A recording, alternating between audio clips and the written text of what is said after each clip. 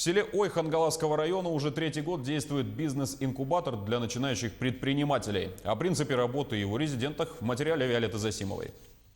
Бизнес-инкубатор села Ой открыл свои двери в сентябре 2016 года.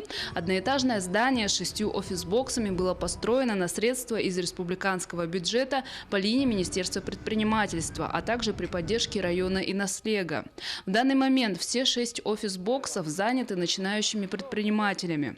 Они могут базироваться в здании бизнес-инкубатора не более 3 лет, затем отправляются в свободное плавание. При этом оплата за аренду помещения, а также за электроэнергию, тепло производится по льготной ставке. Остальное возмещает наследная администрация. Площадь бокса разные. Так, начиная с 36 квадратных метров, заканчивается 90 квадратных метров. Владислав Пермяков стал резидентом бизнес-инкубатора совсем недавно. Он только обосновался в выделенном ему помещении и на днях должен запустить собственную доставку чистой питьевой воды. Чтобы закупить необходимое оборудование для своего бизнеса, он заключил с государством социальный контракт, а также получил субсидию Центра занятости населения. Всего вышло около 350 тысяч рублей. Но здесь все равно в населении вода нужна. Вот у нас 3000 человек живет. Нет у нас своей чистой воды. А так с погрузкой эта доставка вовремя все равно не приводит.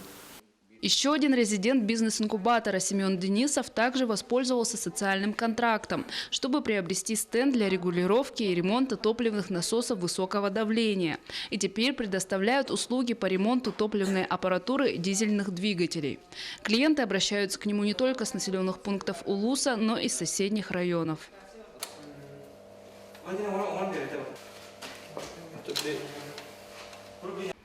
Причиной ли тому бизнес-инкубатор, но в селе Ой наблюдается сверхнизкий процент безработицы. Из почти 3000-го населения нетрудоустроено всего 37 человек, что составляет 1,3% от общего количества жителей. И то это люди предпенсионного возраста, вахтовики и инвалиды. Виолетта Засимова, Федор Тарасов, Хангаласский улус.